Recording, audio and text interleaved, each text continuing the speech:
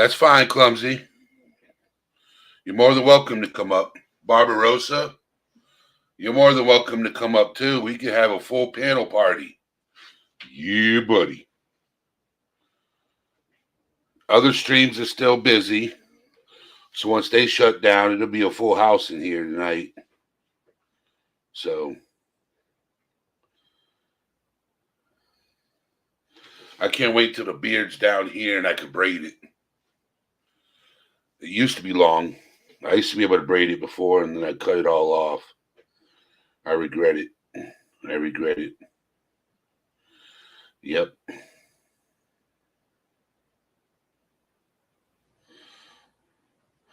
No, Ro, you still could come up and hang out. This is Who's Awake. This ain't mental health hour. This is Who's Awake hour. Susie. Hello, young lady. Miranda Lee. How you doing? I hope everybody's doing well.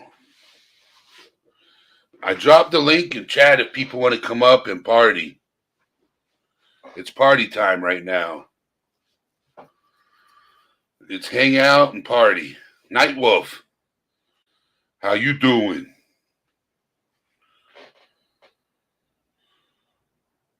See, the party's getting bigger. See, the hair's out and all frazzy, and so no cam yet.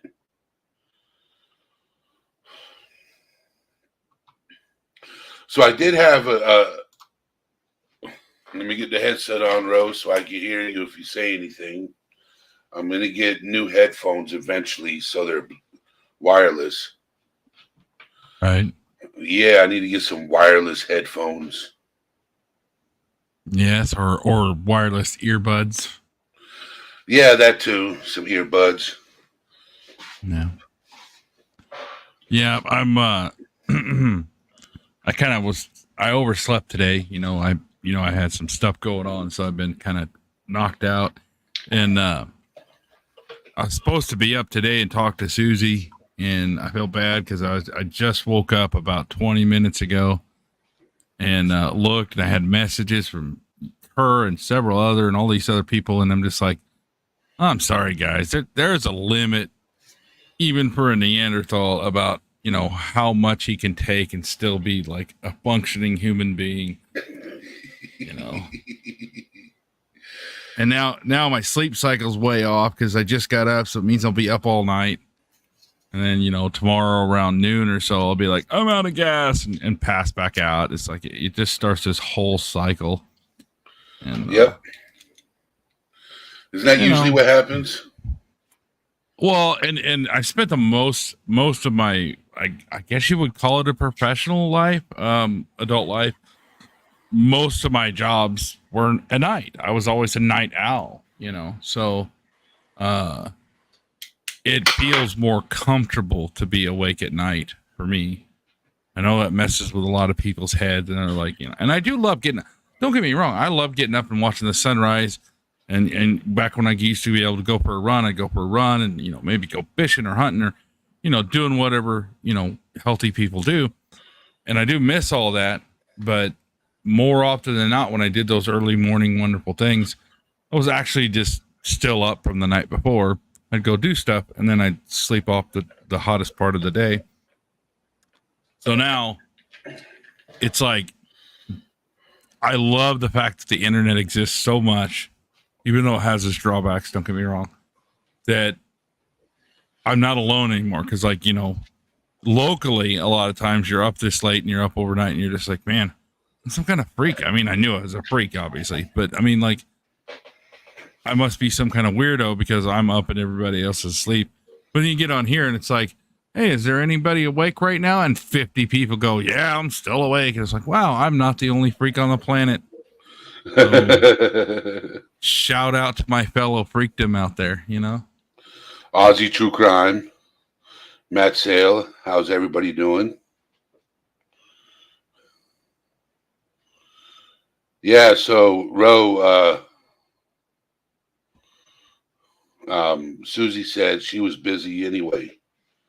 Oh, okay. So she wouldn't have been able to talk to you anyway if you called her.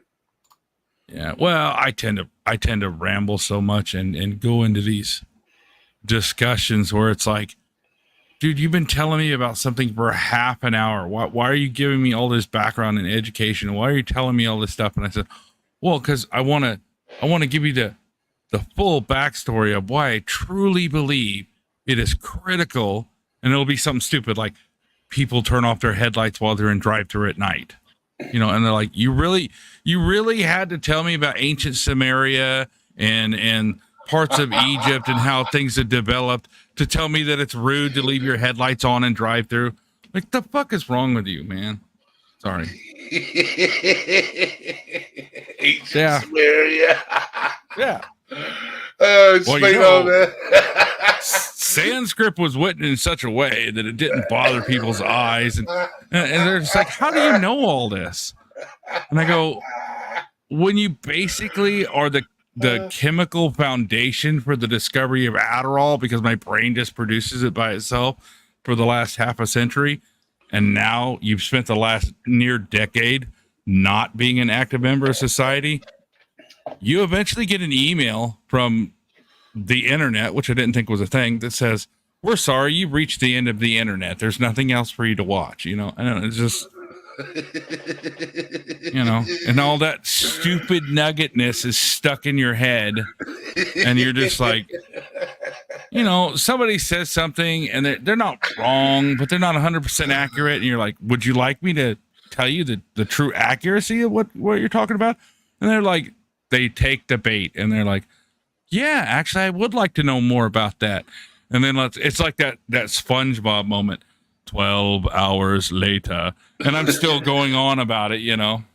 So, yeah. I can bet you regret asking that question. Yeah. The worst thing to ask me ever is a single word.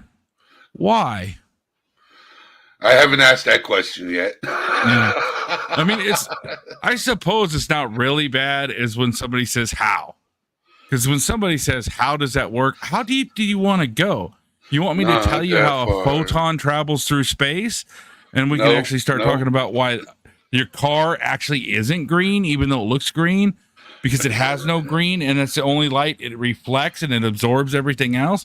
And that's why your perception of the universe is absolutely wrong, because you see green, but there's actually no green there. And they're like, dude, what the fuck are you on, man? Like, stop. Oh, did she ask a question? I don't have the chat up. No, and then she said, ignore my question.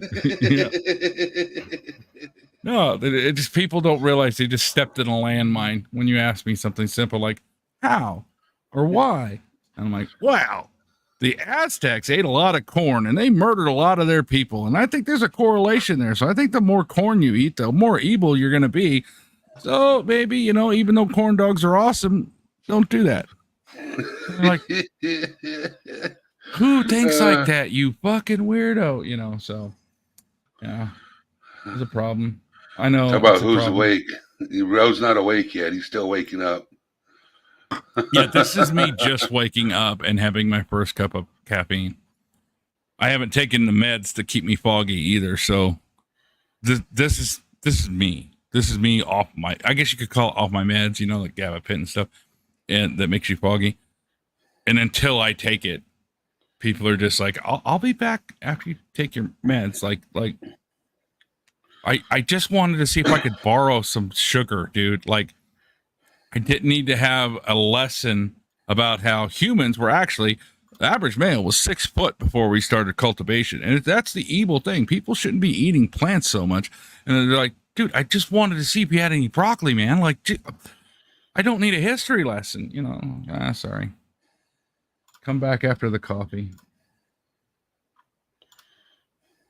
But that's also why I don't have my cam on, is because the hair is all wild and in knots, and you know how that gets with me because it's, you know, almost down. Hold on just a second. Hold on just a second. Give me just a second. Give me just a second. See, this is another trigger of mine. Hello. Hello. Okay, just making sure. What'd you do? So how you doing, Hen? I'm doing great. You're going to put the screen on? Yes. You scared the shit out of me for a second. I literally, you said it's Hen in the back. Yeah, but you know them trolls, Hen. Aye. Because The it says all-seeing eye. it says not hen, Not and then you're over saying it's hen. You know, so I'm like, what the? I mean, it's pretty obvious when someone puts not hen that it's Okay. hen. All right. I'm looking at the eye and I'm like, is something gonna pop up? No, it's definitely me. Is the camera gonna go live? It's definitely me and my eye. Is this one of those things where like the camera's gonna flip on? It's gonna be a spider jumping at you, and you know. No. No. Normally, when the camera flips on, it's someone naked or certain part of their anatomy. Yes. I mean, that's either some of the best or the worst of the internet, because I mean, some places you got to pay extra for that, right? Yeah, right. And sometimes you get it for free, although sometimes you get what you pay for means more when you see stuff like that for free. So, hello everyone in the chat. I was going to say. So I had an incident several months, probably over a year ago now. I put my link into the chat like Eddie's done, you know, and someone clicked on it, and they came up and they were. I knew something was going to happen. Complete stranger clicks on the link, starts talking. They're telling me they're part of StreamYards and they're there to like, you know, to offer like coaching and stuff on StreamYards. And I'm like, okay, awesome. Not believing a word of it. They don't actually turn their camera on. What they do is they change their avatar. And the avatar is really, really, really badly photoshopped gay porn. okay. It was there for less than a second and they disappeared. I'm like, no, you cannot do that. If you're going to do it properly and put your camera on and let me see the whole lot, you know?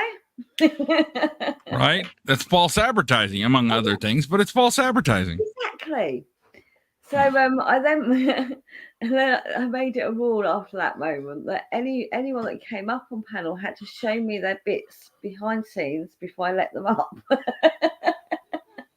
Well, I'm glad you've amended that policy. Let's just say that. What was it? Well, I forget why you had me up there one night. Somebody said so. Oh, I was explaining why putting hot water on a blanket will make you cooler, and the physics behind it. And I think you must have just skipped that and been like, no, I've seen him on camera. We don't want to see his naughty bits. No, it was all a joke. I never actually got to see any naughty bits because I don't particularly want to see them because not being funny, but they're not pretty. No, they're not. There is nothing gorgeous about a male's body. I mean, there are some things that are great, but even women a lot of times will go like, yeah, you guys are ugly. I'd rather look at another woman even though I don't find it attractive. No, there are some attractive parts about a man's body. His genitalia isn't one of them. It's not pretty. Yeah.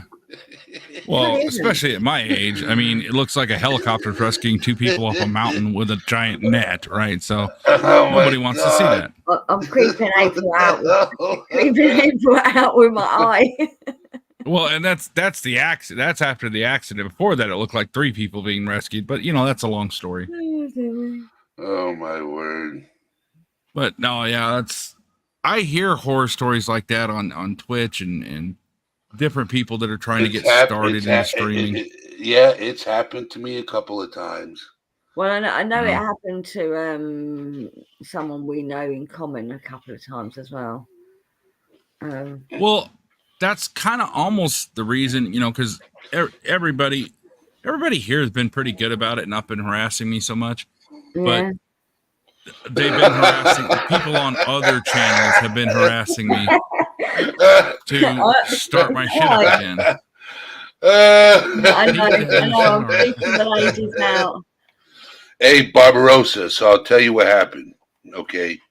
On my channel a couple of months ago, I got corn bombed. Yeah. Okay. And I had to delete the entire video because I didn't know how to edit it out at first. So I had to delete the entire video. And then it happened again. But it was towards the end of the stream, so I was able to go in and edit the video and re-upload it. But I'm actually disappointed that it hasn't actually properly happened to me. That was it. That literally less than a second flash. The only reason I know what it was is because TJ took a screenshot and shared it. She went back, paused it, took a screenshot and shared it because it was literally a microsecond. And like, really? No, I don't want to see that. I really don't. But you know, at least if I'd seen it, I would have made fun of it. That's well, and I mean, that's kind of the idea I was having when I started hearing these stories. Was like, you could almost make a whole YouTube channel of side B or whatever B side of your channel or something, where you just saved all that stuff and once a month, you know, if it happened a lot, once enough, you have like where you've done the research and researched the IP and found out who did it and all this kind of stuff, and you just have a shaming video every month of people that do this stuff, you know, kind of like the guys that track down the call centers that scam people and stuff like that, just for fun, you know. And just be like, yeah, this guy, you know, here's his house, you know, like go ask him why he put, you know, edited porn up on it instead of, you know, like can't say the P word. Get it? Don't say the P word. Please, no P word. Oh, yes. If I wasn't monetized, it'd be one thing, but I am monetized. Well, I was talking to some guys that have they're gun tubers, you know, and like one of them's pretty big. He's got about 3 million. And I was chatting with him on his Discord and, you know, typing, which is slow for me, but we're talking about it. And he says, there are words you can't say on YouTube. And then there's words you can't say on YouTube too many times in a 60-second period, you know, like the F word, right? Like you can't say it 10 times in 60 seconds or whatever the magic number is. And then the algorithm does it. And the P word is one of those that like doesn't always get picked up by the bots that are listening. However, it actually has on theirs, you know, never triggered for them. And I'm like, yeah, but I have friends that, you know, post and it triggers for them. And they go, yeah, but we've said it, you know, 20 or 30 times in a 1 hour stream. And it's never come back on them. And I'm like, yeah, but I think you get better exemptions when you have 3 million viewers and your average video gets 1 million views in the first 48 hours because they're making lots of money. So they're going to let it slide for you where they're not for somebody that's like making them, you know, 0.01% of that, you know? So the basically it works out like just about like life does. If you make YouTube enough money, you can say whatever you want. And that's sad. Because honestly, as much as I love his content and what he does for the veteran community and the gun community, you know, all that kind of stuff, I think something like this should have more freedom than just somebody that's trying to make funny content, you know. It's like we were talking about the shops that you take stuff in and try, you know, you get money for, and then you can go back and get it at a later date. That's what we talked about anyway. Covered your back there, Eddie. Do what now? You know, if you need some money, you're broke. You take it to the PAWN. Oh, yeah. Yeah. Okay. Yeah. maybe it picks it up like that and it doesn't recognize it for him. I don't know. He doesn't have an accent, but maybe. Is that better now? No eyes. Are you happy now, girls?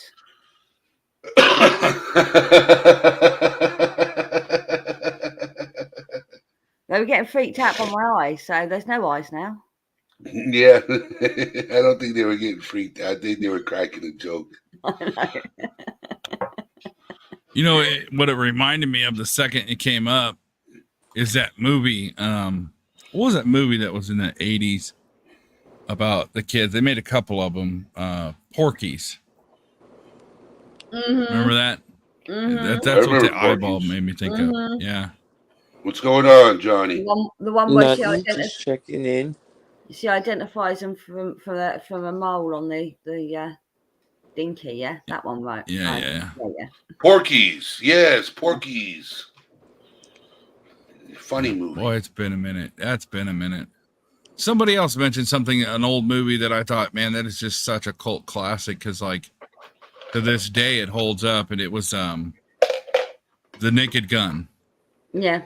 Or That's Airplane, like pretty much any Leslie Nielsen movie, but like the airplane, that one was just like you almost could not get away with it now. But everybody that would watch it now would still laugh at it, even though it was like, 40, 50 years old now. You talk Porky's, and I immediately go Revenge of the Nerds. Ooh. Oh yeah. You know another good movie? It's got a bunch of famous people in it. The Outsiders. Mm-hmm. I don't know if I know that one. It's got what's his name? The guy that played in Ghosts, and the guy that plays in The Karate Kid, Emilio Estevez, Rob Lowe. It's got a bunch of people. It's one of the backpack films. Backpack films. The Brat Pack films, yeah. Oh, I mean they're greasers. No, the backpack, like Emilio Estevez, Charlie Sheen, Rob Lowe, all that lot. They're the backpack. Oh, I don't know. What's her name? The one that had the short dark hair. I can't think of her name now. Oh, Beetlejuice girl. No. You're thinking Winona Ryder. No. Yeah. I can't think of her name. The one that was in Ghost. Patrick Swayze? No, the woman. Oh, the woman. Oh yeah, no, she's gorgeous. What Mandy Moore? No. I see her face. Yes, I know, so can I, and I can't think of her name. Yeah. Demi Moore. Demi Moore. Demi, yeah. Yeah, she was part of the backpack. You said Mandy, didn't you? You did say Mandy Moore. Oh, I did? Oh, okay. Yeah. No. Yeah. She was part of the backpack as well. Nobody puts baby in the corner. That's a different person. I know it's a different person, but like that movie. Ooh. Oh, I've just heard so many entitled baby Karens say that. I'm like, oh. It's great. I love Dirty Dancing. I think it's a great movie. It was a great chick flick. A lot of men like it. I liked it because I could take a girl to see it or see it on VCR or whatever, and I got points for saying I enjoyed it. Hell yeah. Red Dawn. Oh, Red Dawn. Red Dawn is a good one. Hey, I don't care. Top Gun. Top Gun was one of the best movies too. Hang on. Was it April that just said that she went to school with Chunk from? Yeah, she went to school with Chunk from Goonies.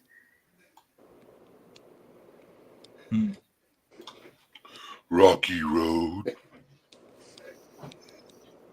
I still think it's funny that Baby Ruth, the guy that played Thanos in the Avenger movies, is the hey you guys from Goonies. It's the same actor. Oh, you mean and like Sloth or whatever his name is? Yeah. And to this day on set, people still give him crap about that role.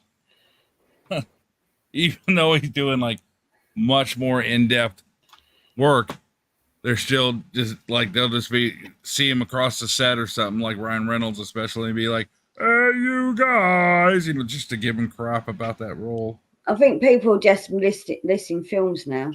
You've got Rocky Horror, not Hockey Horror. Rocky Horror Picture Show, Police Academy, Groundhog Day. Yeah, that's a good film as well. There's another one that was listed. Can't remember now. I can't see it now. But there was another film I loved was it Stand By Me? Is that the name of the film? Yeah. The one where they go and find the dead body. Yeah, that had Wesley Crusher was in that one. Oh, was he? I didn't realise he was in it. Urban Cowboy wasn't a bad movie. No, that wasn't a bad movie. But I do have to say one thing. Did you guys know All Things Serious was in the movie too? There he is. That's how old he is. Oh dear me. Is that your new game? Is that your new game you're working on, Johnny? No, that's a Dragon Ball. That's Jurassic Park. I'm gonna watch it in a little while. Hang on. I have a question. If he's that old, how old does that make me? Because I'm older than him. Well, listen. You age like fine wine, so you can age and no one will know. You'll still forever be 21. That guy ages like spoiled rotten milk.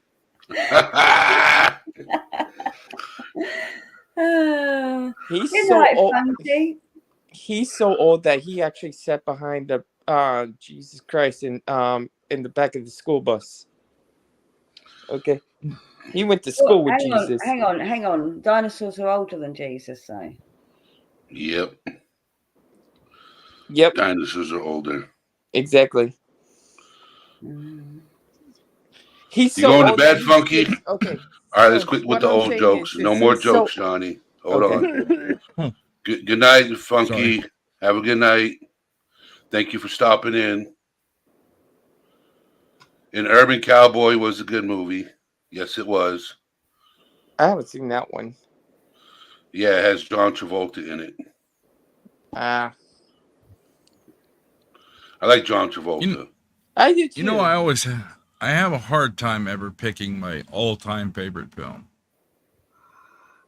Because when you say that, like, what's your favorite movie of all time? It's like, you got to pick a genre. You can't just say what's your favorite movie, because I have a favorite action movie, let's say, or a sci-fi movie, or, the other types that are there, action hero. Like, there's so many best of this category movies.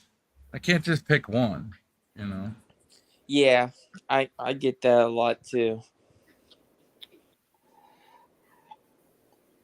Like, if you go for like scary movies, you gotta go with that. And then, like, if someone told me what's my favorite movie, I would just start naming a bunch of them. All right. Well, and here's another thing that's funny, because I've always been into stories and things like that, but a movie, the problem I have with watching movies is there's very limited character development. You only have, an average of 2 hours to get to know the people, unless it's a multi-film series or something like that, sure. But still not. So, like, I enjoy a long-playing TV show better because there's better character development. You get to know the people that are in it, but it still doesn't come close to, like, a good book series like The Wheel of Time or, Dragon Riders of Pern, something where there's like 28 books and it follows these characters' lives, and you get to the point where you actually feel like you know these people because they've written the characters so well. You can't project that on a movie in that depth. So it always seems like hollow to just watch a 2-hour film rather than, a book that takes you, a series that takes you a year to read or something. It doesn't compare. So I have a hard time saying what's my favorite this or that, because nothing compares to my favorite book series, let's say, so a lot of people can't stand to sit and read books though. So I mean, I read books, just not as often as I used to. like the Harry Potter series, like the books. I like the books. The movies, they kind of like miss a couple of the points from it is in the book. It's kind of hard in a book when you read a book and then you watch the movie based off the book. It's kind of hard to fit every important thing from that book into a movie. Yeah. Oh, gotcha. Because if you did that, you'd be watching a 10-hour movie. Yeah, I Right. mean, my problem with the Harry Potter films is they missed out some really good characters. Really good characters. Well, But that it, is the inherent issue with the adaptation process, going from book, page to screen. You can write a description that takes 10 pages, and you can get every detail out in 30 seconds on film because it's visual, you know. So, and then the vice versa, it takes you, you know, you got a limited 2 hour session to get to know a particular person or something like that. But in a book, you can spend entire chapters describing the spoon they use to eat breakfast cereal, especially if your name is Stephen King. But oh, and Susie, yes, Lord of the Good night, Rings Steve. movies were really well done. Good night, C. Good morning, TJ. but I'm confused though. When movies make more money, yeah, say like you were reading the Harry Potter books, right? You said if they were to put everything important thing into the movie and like they did in the book, wouldn't that make more money though? Because you put in more No, time into because the movie. you got to think, Johnny. If you put more time into the movie, you got to think it would be a longer movie. Who's going to want to sit in the People, theater for 4 or 5 hours watching one movie? right? You People know, already complained that the Lord of the Rings movies, in particular, were 3 to 3.5 hours. Who has time for that? All that kind of like the Yeah, movie. The but the movie books are target about audience, about 6 days long. right? But you're doing that at your own pace. So if you Yeah. have the patience to read a book and be that in depth, you already don't mind spending that much time. But the target audience for a movie is people that have a couple hours to go on a date or Yeah. something like that. And then Yeah. you don't want to sit there in a movie theater for 6 hours when as soon as this movie's over, you might get to take this girl home, right? So like you can't you got to be extraordinary to captivate an audience for 4 hours in a movie theater. Although now it's leaning more towards people mostly watch movies at home through streaming services. So it's a little bit different. You can get away with stuff like that. But even with Lord of the Rings, and that's a great example, it's one of the best adaptations from book to screen. I've never Even watched. with that, they had to cut out quite a bit of it because they were limited by screen time. And they made 3 movies out of that, and each one was over 3 hours long, which was unusual for movies at the time. So they already were at their limit, and they still had to pull quite a bit of content and detail out of the story. But it's one of the better ones. It's one that didn't just go, I want to use the names that people love and create my own vision and own story. Like you talk about like The Witcher, and how what happened to that series. It had the potential to be Game of Thrones popular, but they screwed with it so much that the guy that was the name of the title, The Witcher, Henry Cavill, embodied that person. It changed people's canon. For those that read the books, the Witcher books, we had an image of the Witcher. Yeah. And then when Cavill came out in the first few episodes, going back and reading the books, you envision Henry just like I did for Superman. And until he did Man of Steel, right? When I heard the word Superman, I thought of Christopher Reeves. Of course, yeah, Because absolutely. that's who I grew up on. Once I watched Man of Steel, I went, that man embodied the character so well, it changed what is called canon in my head. But he looked Now, a lot like Christopher Reeve's Superman, and that's possibly why. it could be, but it also has to do with the fact that he absolutely was engrossed in the character and wanted to honor the source material, Yeah. not make it his own. One example of just something similar to this is the Conan the Barbarian with Schwarzenegger. Yeah. Excellent film. But if you'd actually read the source material, you would know that the story in Red Sonja and the following up ones, they none of them really follow the source material. So you were kind of like, screw this film, even though he did a good job, it just wasn't. And then Jason Momoa came out a few years back and did a what they thought was a reboot, and all it was just a movie about Conan that was way closer to the true source material. But the average moviegoer doesn't do that research. They don't understand what they're seeing. They're just going to walk in and want to see the story. They want to be entertained. They don't want to do research, right? So, I mean, that's where a lot of that comes from, where people, Amazon Prime or some of these other companies destroy the original IP for whatever reason they have. And the fans that they could have had that were die hard to the material just abandon them, and say screw off because they wanted to change it in some way, when you wouldn't even be making a show about it if it wasn't a good show or a good story and already popular. Like, it was already successful. Why did you need to change it? So that's the argument a lot of people have with adaptations. Welcome in, NorCal Jim, Emilio Cruz, TJ, a work in progress. Aren't we all? You know what? You just taught me a bunch of new stuff. Who is this RO guy? He's pretty smart. See, Eddie, I told you before I have my meds, it's not good to have me up.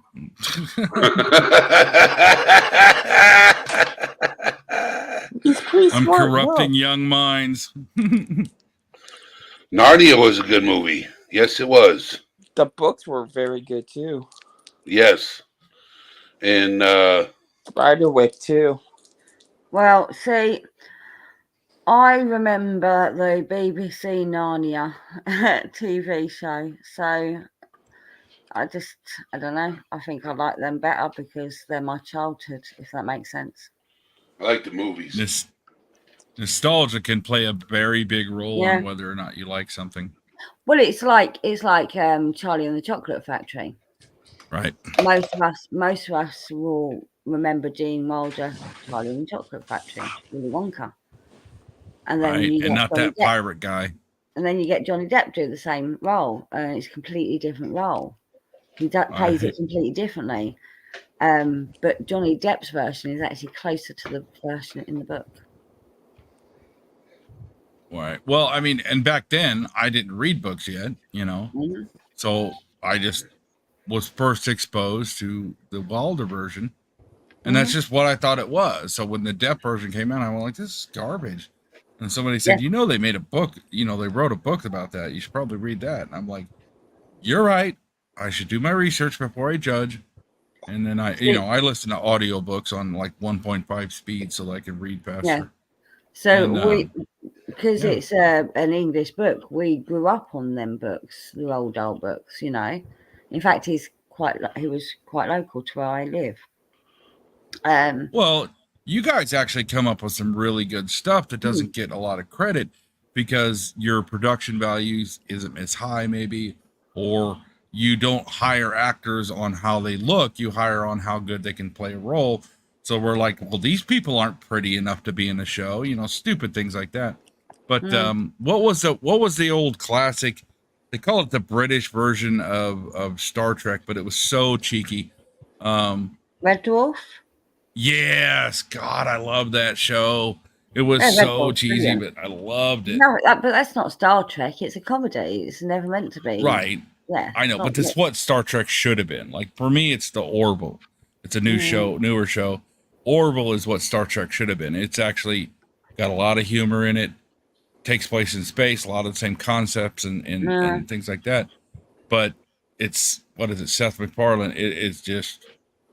It'll make you laugh. Instead of having to look at the subtext of Star Trek to find humor, it's just right out there in front of you, you know, and they cuss and all that kind of stuff. And it's like, I don't care how great the Communist Federation is. You're still going to have people that are like, well, F you, Romulan. You know, I mean, it's going to happen. Land of the Lost. Oh, Land wow, of the that Lost a was long good. time ago. Well, Claymation dinosaurs. You jumping down, Johnny? yeah, I just want to say good night, Eddie. And if you pick a movie out, I will watch it for you. Good night, Johnny. You Good know night. what, Johnny? I just did. What? Hulu, if you have a Hulu account, has the 3 decent Planet of the Apes remakes, and I don't generally like Yeah, remakes no, that much. I'm on my Hulu and I just saw that. I was thinking about watching those. You read my Check out mind. their release dates and watch them in order. I watched them again recently, and I was like, you know, they actually did a really good job on that. Okay, I'll go watch those. Thanks, bro. It's worth the watch. Good night, Johnny, and don't be a smeghead. All right, Eddie. Like I said, keep this guy around. He's a good co-host for you. He can't get rid of me. All right, bye. Bye. Eddie's tried to get rid of me. It doesn't work. So, Ro, they Yes. don't actually swear. They don't use any actual swear words on Red Dwarf. Right. No, I was talking about the Orville. They actually swear, you know, and it's because I don't know, in any of those shows except for Red Dwarf, nobody knows. Red Dwarf's concept was there was a guy that was stuck in animation for being in trouble, suspended animation for being in trouble on a spaceship. Then mankind is, for all they know, wiped out. And it's millions of years later, he wakes up and like one of the cats on the thing had like evolved into a humanoid form. So there's this dude running around as a evolved cat, and just like the tongue in cheek, the cheeky comedy of it, you piss yourself. It's that good, right? So, but the concept of being like the space faring society, whether it's Red Dwarf or Star Trek or Star Wars or any of this kind of stuff, those types of shows, futuristic spacefaring society of humans, they all kind of follow this thing that, like, if we get to the point where we're traveling through galaxies, we're not going to need to cuss anymore and all that kind of stuff. Well, no, they almost all of them have a military theme to how their ships are run. And tell me any military on the planet where any of the soldiers aren't just dropping bombs left and right when they're talking. I mean, they're always salty people, you know. I agree with you, Banana Fresh. Hi, Cindy. No, Banana Fresh, some days all I do is just binge watch. I binge watch. Or I do, sometimes I'll just go on a random rabbit hole on YouTube. They weren't. Probably, TJ, probably. Well, I had a discussion with a friend of mine that lives in Rotherham about Red Dwarf in particular, and we talked about that. And he's like, I think they all just smoked weed. You know, they get high and write a script. You know, and I go, I will have to one order of contention here. I don't think the people that were writing Red Dwarf were smoking weed.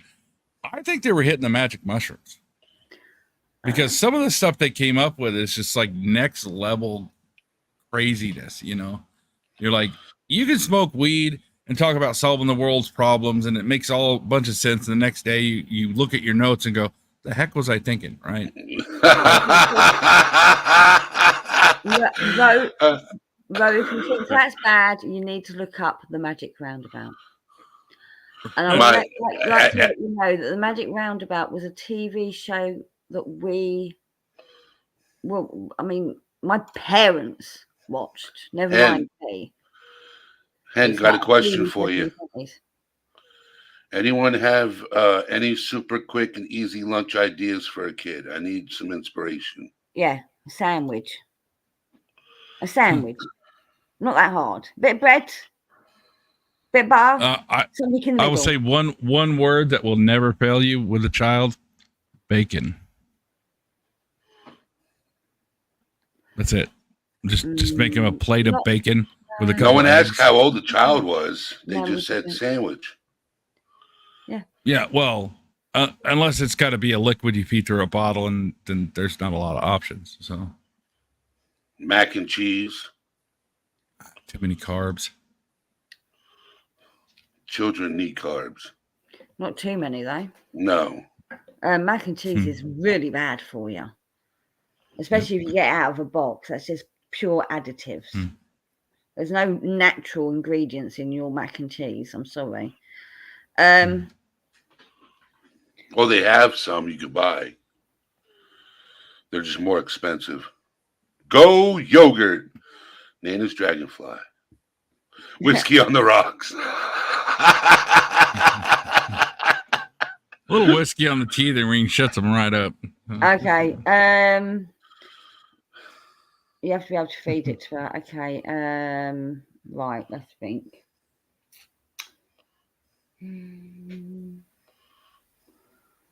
Fried rice of some sort. Oh, she has to feed it. Oh, it's Nicole. Okay, so honestly, and I know people are gonna say like, "What the heck is you?" Okay, so I think corn is evil, but cornstarch can make a slurry. They call it, and you drizzle in some eggs and stuff like that, and you make egg drop soup. And nutritionally speaking, a egg drop soup prepared properly is one of the best things you can feed a person. Right. And not have too many negative effects. I just have to tell TJ, she said for lunch, not for dessert. Rice pudding is a dessert. So NorCal, she's almost 11, not super picky, but you have to feed the food to her. She can't eat it herself. She can't feed herself. She can't spoon feed herself yet. Yeah. Yes, but you can eat egg drop soup through a straw. Just saying. I only mentioned that because I recently had a little doctor visit and was laid up for a few days, and the only thing I could eat for I didn't eat at all for 2 days, and then the only thing I could eat for the next 36 hours or so was egg drop soup. And the second I put that on my lips, I was like, I sent the temporary roommate I have. I was like, I need another gallon of this, and sent her right back to the Chinese place, and was like, got 3 more quarts of the stuff, and just drank it like it was, water. Oh, it was so great. And it brought my strength up and everything. I was able to get up and move around and not be so, drained. Nutritionally, though, I looked it up, and other than the cornstarch part of the slurry, which can be done in different ways, but regular restaurant egg drop soup is actually one of the lowest negative affecting foods there is, that you don't have to spoon feed. I am just going to say, TJ, I am not surprised you eat rice pudding for dinner. Rice pudding is disgusting. I'm sorry. I know people like it. I think it's just sick. It's disgusting. Texture, flavour, the whole lot. Look. Well, I'm actually debating lately to going to pure liquid for food, because I'm on the carnivore diet. I don't eat carbs at all, and don't really eat vegetables 29 days out of a month basically. And one of the things I'm finding is that eating, when I have a plate of food, I always put too much on it to begin with, right? And then I look at the nutrition, it's like, I don't need this much nutrition. And then I never finish it anyway, so it's leftovers. But if I make a soup of some sort, or like egg drop, or I make a what is that stuff they used to feed the ancient Egyptians? It was like a beer, but it also had all the nutrients and stuff like that. Like, take the beer part out of it, but I just make some liquid that has all the nutrients I need, and just keep it in the fridge all the time. And anytime I'm like, oh, you know what, I'm kind of drained and tired, just take a glass of it and nuke it and swallow it, and I'm done. I don't, it's not like I have to sit there with a floss for 2 hours after I eat a steak or something. So I'm thinking maybe blending everything up and making it not tasty would help me not overeat, and I could get the proper nutrition. Because I don't give a crap what anybody says. Proper nutrition is the beginning of proper health physically, and proper physical health is the beginning of proper mental health. See, I always wonder if people are on a full carnivore diet, whether they have stinky farts. Actually, and I'm not saying this to be a smartass, I don't fart anymore. See, I don't believe that. If I cheat and I drive by and get like a corn dog from drive-through, I'm blowing the place up. But if I stick to pure protein, salt, fat, stuff like that, no, it stops. Which is weird because I've always been kind of a gasser, you know. So that, and since my strokes and I stopped drinking soda and other high fructose corn syrup and laden products, I have never once had a headache, and I've had migraines most of my life. So there's something to be said about like nutrition and your overall health, and then how it affects your mental health as well. So I think people should look into that more. We don't have high fructose corn syrup over here. Well, yeah, it's if there is such an entity as Satan, I think his blood is high fructose corn syrup. But Nana, I don't if I stick to my diet. The minute I cheat and like screw it, I want some a bread or anything with carbs whatsoever, my body goes, why are you putting that crap in us again? And then just I start, nuking the neighborhood.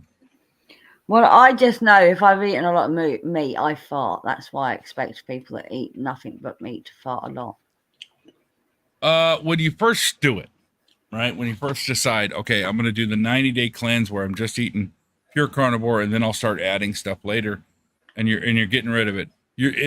Farting is your body getting rid of gaseous things that it doesn't like, right? In its own body. So once you get to that point where you are cleansed, most people aren't overly gaseous. So, but there are some people that their body just doesn't process red meat properly, or even white meat, or like chicken or fish. There's some people that just can't do it, and that's no big deal. If somebody pulls my finger, if it's the one hand that does work, I'm just stuck there. But if it's not, and I don't see him smiling, I might be reaching for something in the small of my back. Yeah. Nobody pulls my finger. Oh. They're always on the edge of worrying that I'm going to eat them anyway, because I walk around with resting bitch face all the time. So. Oh, so do I, Ray. Don't worry about it. Sandwiches, Nicole. Butties are sandwiches. Yeah, but Hen, you can walk around with it, and people aren't that concerned that you're going to eat their children. No, they are. When you're like 6'3". No, they think you're going to take them into the woods and put them in the oven. Yes, I understand that. Yeah. But they look at me and they're like, is this guy an active shooter? And two, is he here to eat some of us? Like, should we be running like T-Rex is here?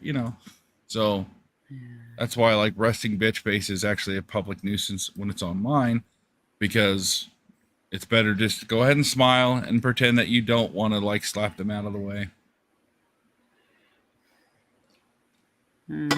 For scratching lottery tickets at the gas station counter, that kind of thing. Yeah, I've seen you. I don't think you look scary at all. So. Well, you haven't seen me standing up in person with my outside clothes on. Yeah, but you don't look scary in the face, and that makes a difference.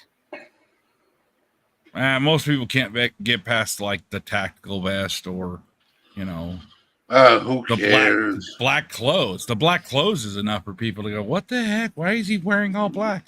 Because he's emo. Oil stains clothes. No, it's because oil stains clothes.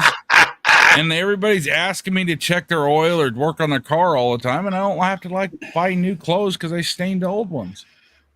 TJ, that's rubbish. Smiling does work for you. It doesn't make you worse. You don't look demented when you smile. I do, but you don't, TJ. Lolo. We are gonna. What's going on, Lolo? Hi, Lolo. Who else I'll tell you wants what. to come up on panel? I'll change NorCal my Gem, avatar. yeah. Somebody said, "Let me see your eye" or something like that. Here, we'll change my avatar. This here, right there. I know you got a regular one, bro. It's because I have my eye up. That's why they're asking for that now, isn't it? This is what I look like in resting bitch face. That doesn't look anything like you. Well, Not I don't anymore. have my long hair and beard, but this is taken on the 4th of July by my oldest son. Okay, that years looks ago. like, that's not resting bitch face. That is I'm gonna kill you face. There's a difference. You are Not for literally me. giving me evil stare in that one. That one was me. I was rigging up an explosive to give off a demonstration for all of his friends. And he kept bugging me and stuck a camera in my face. And I'm like, dude, why are you even standing near me? You can take shrapnel. Go away. So that picture is scary. So that was I'm gonna KIL you. Full Metal Jacket. No, it was my own child.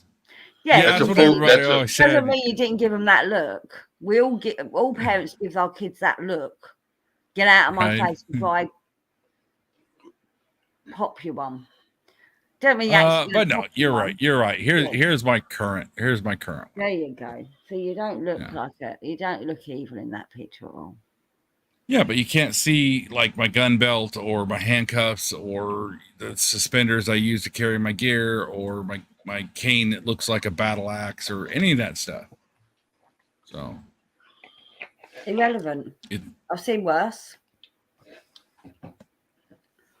But when I was squared away, right? Like when I was healthy and helpful, I kept a high and tight military haircut. I kept my beard and chin strap in regs, all that kind of stuff, just because I was somebody you could get behind in a zombie apocalypse and I would protect you, right?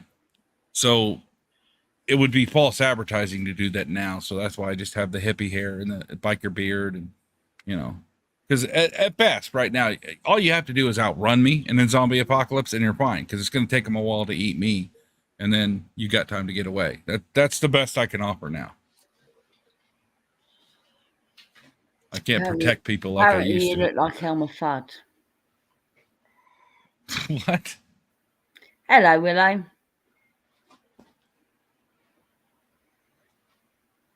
It almost sounds like that phone advertisement. Hello, Moto. Hello, Willow. Don't you start taking the piss out of my accent. I've had enough of that lately. Every time April writes row, it says two. I know. Road to his house, road to his house. Correcting, auto-correcting. Or it could be she's just hitting the wrong key because T's right. I showed Nana's Dragonfly. I showed up late. That's why you didn't see me there. I showed up late. I did What a Wonderful World. I did Tuesday Afternoon by the Moody Blues. And I did Freak on a Leash by Korn. Willow says shut your face. Well, in the last 50 years, there hasn't been a mere mortal that has been able to do that so far. So just ask all my exes. What, to get you to shut your face? Is that the reason why? Yeah, I never shut my face. Yeah. I managed to make people that don't shut their face on a regular basis. Yeah, well, you know, unless you're into that black magic, I don't think it's happening.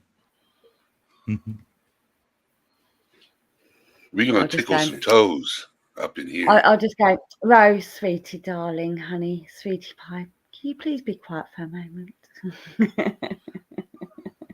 And I'll be like, all right, I'll wait for whatever treat you're going to give me. Is it fish and chips? Because that's the only way I'm going to shut up is if somebody brings me food, you know, so. And Head and Willow are both good cooks. Yeah, who told you that? Who told you that? I lied. Well, none of you hobbits bring me the other thing that shuts me up anymore because, I'm old and gray and all that kind of stuff. So I can't expect the other stuff that shut me up. So now I'm just like, where's the food? I'm old and grey as well, Ray. Don't worry about it. She'll cook you some steak dinner. Yeah. I will not. And not unless you want your steak cremated, because that's how I cook fucking steak. Oh, God. Yeah, Willow's laughing. I'm made of carbon. I don't need to eat more, Willow's laughing at the idea of being a good cook as well. We're British. We don't do good cooking, remember? Right. You only start wars over spices. You don't put them on the food. Well, I don't because I don't like spices, but my mum used to. My mum learned how to make a proper curry from an Indian woman up the road. And she used to make it on a regular. Well, she used to make several different types of curries on a regular basis from scratch, not from a packet, not from a jar, from scratch. My upper limit is around cayenne pepper. I don't go for the ghost peppers and stuff like that. It's more about flavor for me. I think garlic is a much better spice than some kind of heat thing, So Garlic. I love me some ghost pepper hot sauce. Yeah, see, so like that's just too much heat for me. I'm like, so what I'd rather have my first heavy dish vinegar or something.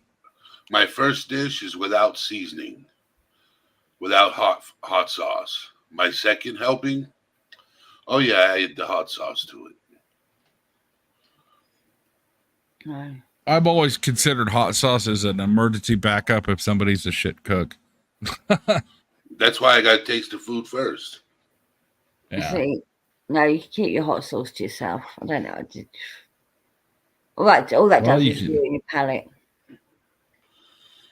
Yeah, I mean, but if you want to put a cup of raw garlic in my whatever food you're making, you can't put too much garlic. You can't put too much vinegar. You can't use too much. Oh, you can. No. Garlic doesn't go anywhere near my cooking. Ever. That's why I carry garlic salt in my bag. Well, I've got some garlic in the cupboard, but I don't use it. I've got garlic. Shameless. Sam. It goes on how you everything doing, at the Roadhouse. Sam P, how you doing? No garlic in my diet. I have an aversion to it. I love cooking. I don't like the cooking process. I love to cook, man. My mom taught me how to cook at a very young age. But the thing she didn't teach me about was seasoning. Okay. I had to go to other ethnicities to learn how to season my food. Because I said this on a couple of lives ago. White people are not very good at seasoning. Not saying all white people can't season food, but there are a lot of white folk out there that don't know anything about how to season a good meal. I am just going to respond to Pave. Garlic might be good for you. It's not good for me. I am a vampire. Yeah, they used to use raw garlic as an antibiotic before antibiotics were discovered. No, okay. So Shameless mentioned something that is actually dear to my heart. She says she prefers garlic powder to garlic salt. Now, I don't go and buy garlic salt from the store. I buy about a 50 pound at a time box of granulated garlic, and then I add about 25% of the pink Himalayan salt to it. So when you buy garlic salt at the store, it's 75% salt with 25% garlic. Whereas I do it exactly the opposite. It's all garlic with a little bit of salt. Shameless would like to point out, white people usually just don't season out of a container. We use fresh herbs and spices. You know what? Okay, so I will end this whole discussion about things in the way that I feel is appropriate, which is I don't know how to do cooking myself, sure, but I have always had really great food around me because I just make sure to cuddle up to hobbits that know how to do it. I'll smash things and bring you money and ingredients, and you make a meal. Like that's how life has always worked for me. Lolo, it's taste and smell. I can't stand either of them. Haven't been able to all my life.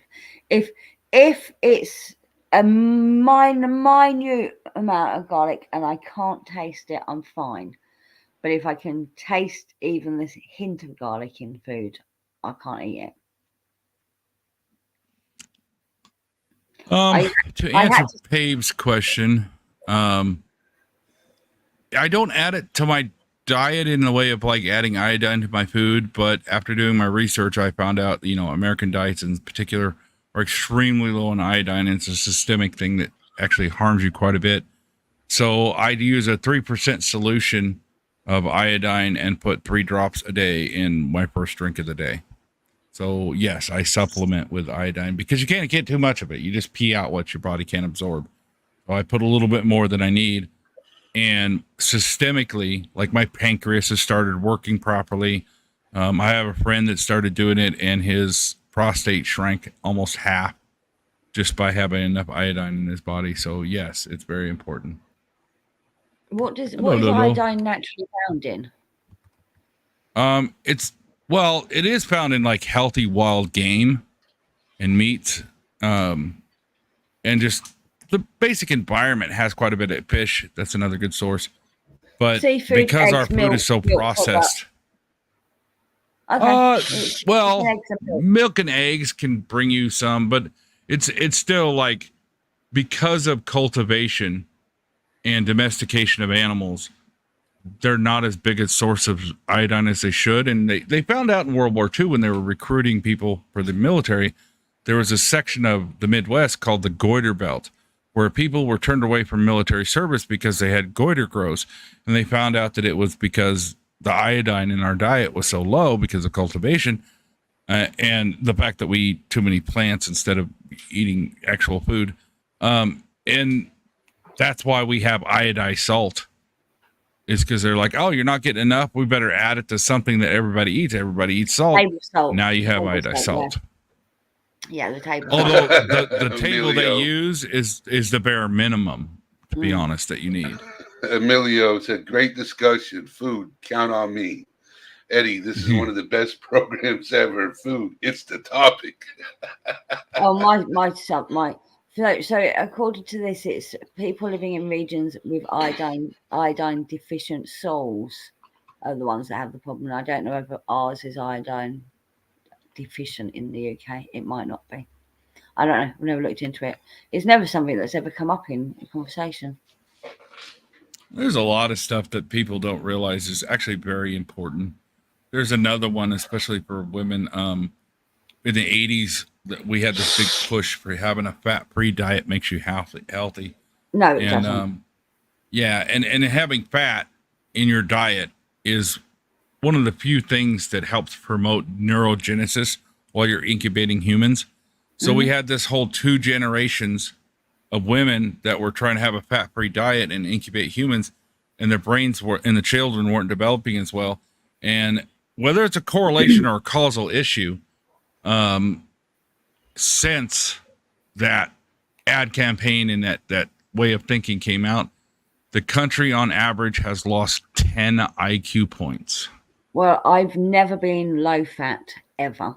Me neither. I drink full fat milk. I have full fat yogurts. I eat bacon and pork. Nothing low fat in my diet. Yeah, big old roast, big old globs of jelly stuff in there. But yeah, I've what is it? When I had my strokes, what was it? Almost 9 years ago. Willow. Yes, I know. And that's what I was about to respond to. So I cancelled the docs hen and got some Adidas trainers and AirPods, also 50% off. Haha. Why are you cancelling your doctor appointment? I mean, I'm happy for you to get the cheap AirPods and Adidas trainers, but why are you cancelling doctor's appointments? the idea of going to a doctor and allow him to practice medicine, like I would like to go to a doctor who already knows how to do medicine. He shouldn't be practicing it. Just saying. Oh, she said the Doc Martens. She canceled the Doc Oh, the Martens. Doc Martens. Yes. Oh, but the Doc And Martens are a bargain. What do you mean you cancelled your Doc Martens? They were a And bargain. she got Adidas trainers and ear pods also 50% off. So she actually saved more money canceling. The Doc Martens were more than 50% off. They were 100 quid off. Down from 160 down to 60. I never understood the shoe thing, Eddie. Do you get it? Yeah, I do. Okay. I'm a shoe head. I'm not, but I know Doc Martens are quality shoes that will last forever. They're boots. They're boots. Yeah, they are boots. Yes. Well, I know what Docs are, of course. Yes, I mean, but when you do a lot of walking, you want trainers. True. When you're on your feet a No, lot, you don't actually. Trainers Yes, are the you worst. do. No, they are the worst thing because they do not give you any support. They do not give you any ankle support. They're the worst. When you're on your feet all day, when you're running, that's one thing. You want a certain type of boot, like a military grade boot. So, Okay. I've literally worked on my feet all day. Trainers give you no support. Well, it depends on what type of trainers: mid tops, low tops, or high tops. They still don't give you support. Oh, they do. Mm-mm. It depends on the type of sneaker. I've always just had 3 pairs of shoes. My around the house, like aqua shoes, you know, like water shoes. I guess you call them trainers, sneakers, whatever. Yeah, sneakers and trainers, yeah. And my boots, you know, my military, you know, combat boots. That's So 3 shoes. your military combat boots, right? Mm-hmm. Those would be the type of boots you want to wear on a daily basis. Those, because they have support, they also have flexibility to them, and you can be on your feet all day, every day, 24/7, 24/7 days out of the week in those. But then you have other types of boots that actually can cause problems. Oh, yeah, like cowboy boots and stuff like that have a lot of weight to them that are not good on your feet. Okay, like construction boots. They're good to wear for work. You get home, you got to take them off because it's not good on your feet. Okay, sneakers. Sneakers are good for when you're an athlete. Yeah, like anytime I was doing if you're doing a lot I of wear my trainers. I'm an athlete. You're talking to an athlete. Right. I was a 3-star athlete. When we say trainers, we mean sneakers. Yes. Okay? I'm a 3-star athlete and I had to wear sneakers. But they're not good for walking. Walking shoes are good for walking. Okay, I wore a pair of Adidas when I was a track star. I had trainers. They were called trainers. But that's running. That's a different thing altogether. Running, walking, speed walking, same difference. Same difference. I prefer barefoot too, NorCal Jim. I do prefer barefoot. So do I am a faster runner barefoot than I am with sneakers on. You know what the issue is, though, Eddie? You can't be barefoot and kick in a door on a burning building. So no, you can't. You know, that's primarily the kind of stupid shit I was doing most of my life. So yeah, most of my life I wore boots, but they were very comfortable combat boots that I could sleep in. Yeah. Wear for 48 hours straight. Of course, don't be around when I take them off. Good Lord. But when I was training for marathons, because 25 miles is quite a long way to run. Yeah, I'd wear tennis shoes, just because they were lighter. I didn't need the ankle support because my legs were so strong. But I could see now if I wanted to try and best I could achieve maybe a speed walking at these days. Yeah, I think I probably would want the support of my combats to walk around the neighborhood. I have tennis shoes basically for just to go check the mail or get something out of the car, because the boots do take a while to put on. So it's a convenience thing. But honestly, the water shoes, as long as I have those on, they're just barely there to keep my feet from being stabbed by things in the ground. Yeah. Otherwise, they're basically not there, and I'm barefoot, and that is a very, like, right now I'm barefoot because I was sleeping. So They if I'm not say going outside, I don't put shoes on. they say it's good for your body in your core to ground yourself barefoot. Yeah, but I wouldn't walk around my streets barefoot. No, I'm not saying walk around your streets barefoot, but to Oh, stand I'm always outside. barefoot at home.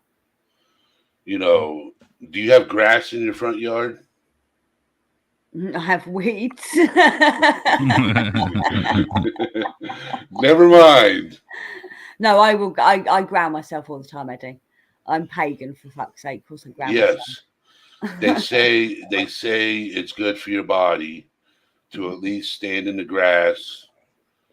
You know, at least once a day barefoot. It helps with the energy in your body. Now, I do like going out when there's snow on the ground barefoot. That I love that. I like to go out and stand in the yard and wait for the snow to melt down the grass. The neighbors are like, "You're a freak show," and it's like, Yeah, you are. "Yeah, but this is the only way I can keep like inflammation from happening." You know, so yeah, I go out and do that in the wintertime, and then in the summer I just sit with my feet in ice water a lot. So yeah, you're just weird. yeah, Banana, I'm not gonna chase you anymore, and you could definitely outrun me even if you're in a wheelchair. But I haven't chased anybody in that capacity since what was it, the mid to late 90s, I guess. Yeah, like in the late 90s was the last time I wore a badge. So you don't have to worry about me chasing you. I don't have that kind of energy. And I wasn't one to chase you anyway. Like if I was working even a private site, let's say, and I caught you breaking into a car, I wasn't going to chase you. If you ran, at best, I'd throw my 6-cell mag light at you and try and knock you out. And then I'd just get on the radio and be like, "Hey, there's some dickhead running over here. Like, somebody else go catch him. I'm not chasing him." Willow, I can believe that. I actually I always wanted to get a stepometer while I was at work because I never did, because I know how much walking I did while I was at work, constantly walking. Yeah, when I was doing private security, I would average 20 miles a night.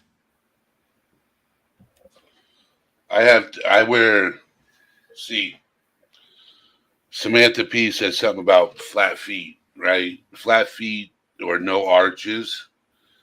I don't think you're I think you're born with flat feet. No. I was. You can be, but they can also happen if you spend a lot of time on your feet. My feet have got wider as I've got older as well. Well, that kind of happens with hobbits. You know, they're going to get a little more hair too. Shut up, you. I don't get that. Shameless just says, no, Ro, the more support. What? The more support, atrophy. the more your foot will atrophy. If you're going to do a shoe, you want to have a wide toe box without arch support. Well, that's not true, Shameless. It would be true if you're having limited activity. Yes, but I have to wear shoes with arch supports in them. Yeah. Yeah, because if you're doing parkour every day, you need support.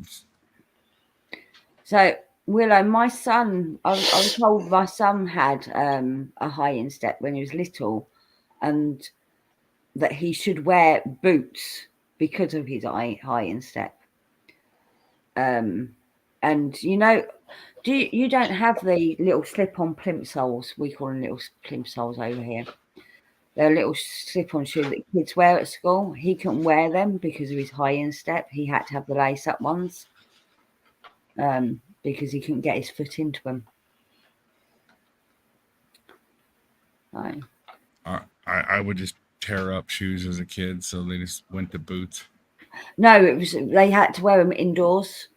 So they wear the normal school shoes going to and from school, but when they got into school, they had to wear like plimp soles, like that slip-on pumps. Yeah, that wouldn't be a thing here. Yeah. I mean, it might be in some niche type places, but no, you just wear what you wear.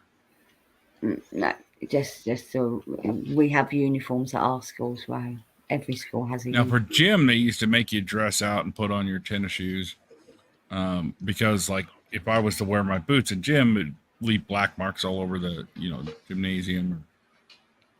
But when you're running around, but other than that, you just wore whatever it is your parents wanted you to wear. Tennis shoes, lace up. The lace up tennis shoes are similar to what we call the lace up pumps. But imagine tennis shoes. See, when you say pumps, I think of like high heels that women wear. No, plimp soles. Pumps or plimp soles, we call them over here. Over here in the U.S., pumps are high heels. Mm-hmm. Now, here's a fun fact that has no bearing on anything whatsoever, and of course it's me, and so you're going to hear it. The high heel shoe that we see in the modern, like say a model, was actually invented so men could seem taller,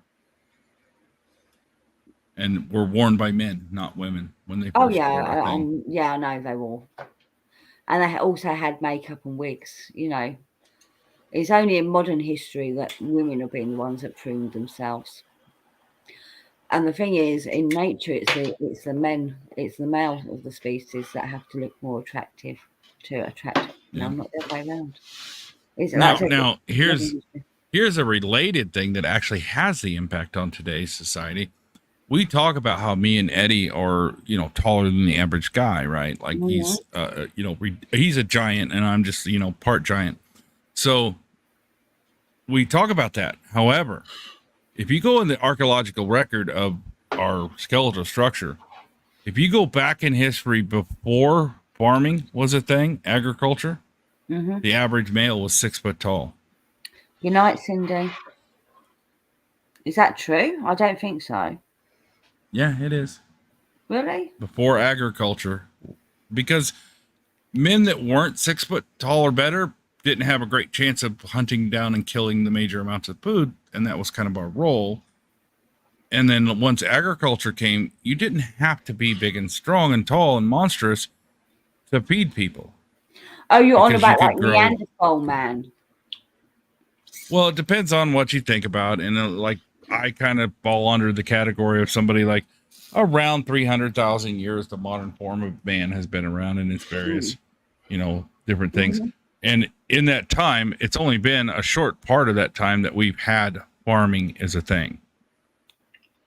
And when we started farming, because the big and strong could now provide, or the small, not the big and strong, could provide, their genetics got passed on because they would get wives because they could also provide. So then mankind started shrinking. Not as a whole, because yes, there are areas where it's still almost that big, but as a whole, as a species, we started shrinking the minute we started having farming. No politics here, please. Oh, well, he's only saying that they wear heels. I don't think it was really politics. I don't care. So, that is evolution. Exactly. 300,000 years ago when Eddie was a kid. Yes, 300,000 years ago, I was playing with dinosaurs. I'm older than Eddie. What the fuck? Not much older, Ro. Depends on if you count chronologically or mileage, brother.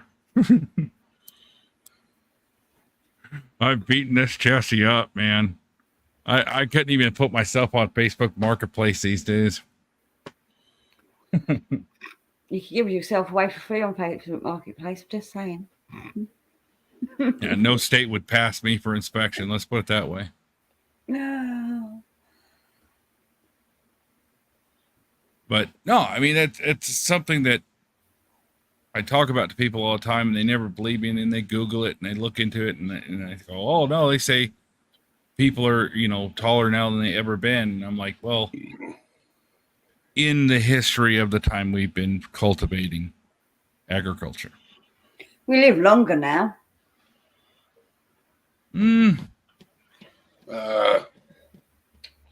That's a good question.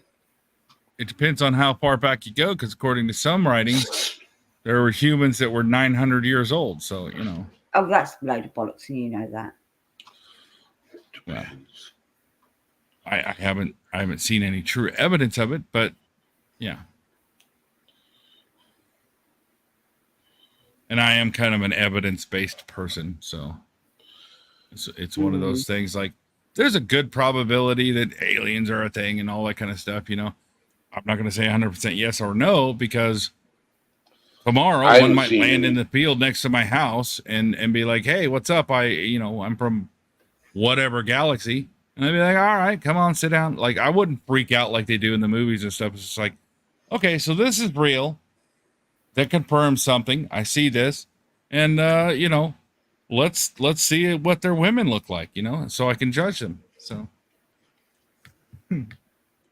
oh my God, let's start making hybrids, people. Come on, let's go. What are you, oh my God, about? Probably the fact that I'm talking about let's check out the alien women. That's my first thought. I am who I am. Don't judge. They might be better than human women. Well, I'm going to see what kind of things they have to offer. Like, if they can have a real discussion about the origin of the species, or if they can have some kind of discussion about, physics, theoretical or applied, however, all that kind of stuff, we'd be like, all right, then, you can hang out with us. But if they're like, yeah, we came here to find out what Kim Kardashian's doing next, I'm like, yeah, no, yeah, you need to go. Sorry. We don't need any more of you. Sorry. Because it's not just the women, by the way. It's just people in general are focused on some of the craziest stuff, and I'm just like, what? Like, how does that matter? There's not a lot of things in life that matter. There's a lot of things that don't matter, and the things that should matter don't matter, and the things that don't matter do matter. So there's a lot of problems with matter. Until we figure out that matter, there's going to be a lot of problems with matter. Yes. Actually, Eddie, one of the biggest societal solutions that will happen in the next 1,000 years is people actually figure out how to successfully transfer energy to matter and vice versa. Because once we can pump enough energy into a device and produce any kind of matter, then greed will no longer be a thing. No, because everybody would be rich. Well, everybody would have everything they ever wanted or needed. And there would be an adjustment period where people would just be stupid and do dumb things.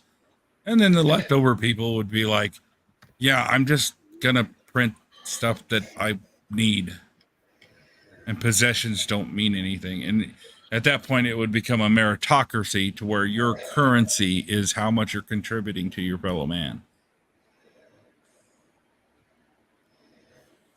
Because right now, it's not a meritocracy. It's, how much crap you can die with, apparently. Did you see what happened in Dubai with the flood? No, I haven't been watching anything lately. Oh, you didn't hear about it? It happened like a month ago. Dubai flooded. Oh.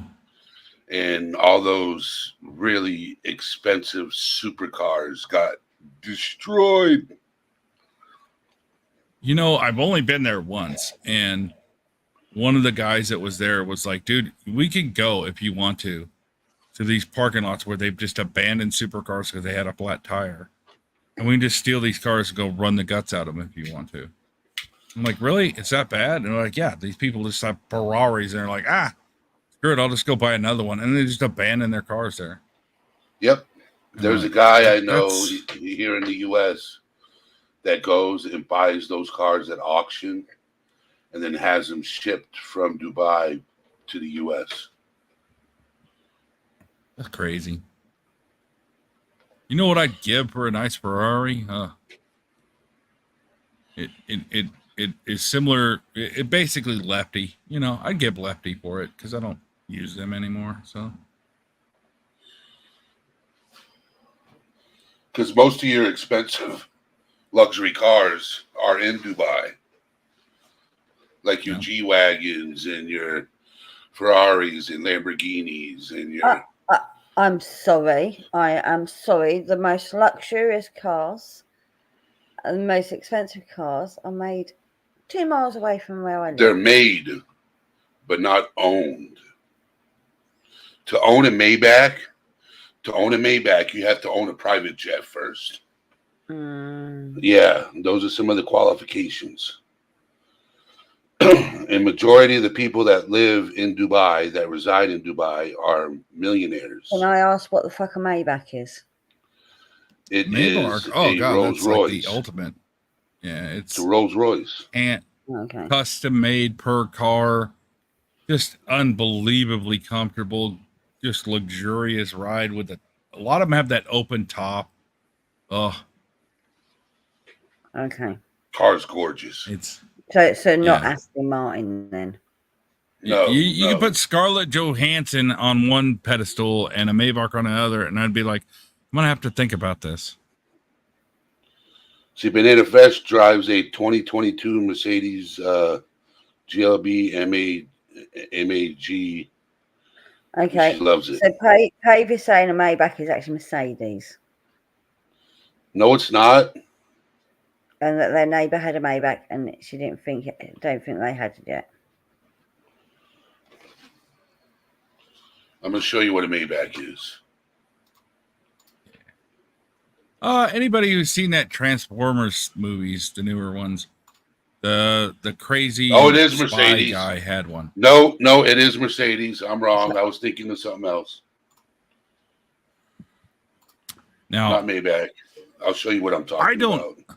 I don't go in for like, they would be fun, yes, but I'm all about, like, I prefer more function over form, right? So you want to talk about like bang for my buck? You know, to be honest, if I had excess money again, I probably would just have myself a Tesla Roadster or a Gigatruck, just because they're not that expensive and they blow supercars out of the water. Well, You're right, Maven. Supercars are a waste of time because you can't drive them at their full speed. McLarens. Yes. McLaren F1. Yeah. My dream car is a McLaren F1. Well, why? What's the point? Why do you want a racing car? You can't legally drive it at the speed limit it goes to. It's just a waste of money. No. Yes, but over here there are places you could drive it, and as long as you don't get caught, because it takes you days to drive across our country, whereas in 6 hours you'd be in the ocean on yours. So Not quite, no. Not quite. You can't get from one end of the country to the other in 6 hours, I assure you. You could in a McLaren. The F1 when you can especially. travel. Yeah, when you can travel 300 miles an hour indefinitely in a vehicle, all you have to worry about is obstacles at that point. But the other thing is, it's just going to cost you a huge amount in fuel as well. It's just pointless. I don't see the point. Right, but we're talking about a point where money isn't an issue. Yeah, but people that own these cars, comfort. money's not an issue. It doesn't matter if it takes aviation fuel, you know. But they're also not comfortable to drive. There's no way, Eddie, you would be comfortable in an F1 car because they're designed. No, McLaren F1 is the type. Yeah. It's not a Formula One car. It's the design of the car. And it's right. the In order to have a McLaren, you have to go prove you have all these assets first to just even own one.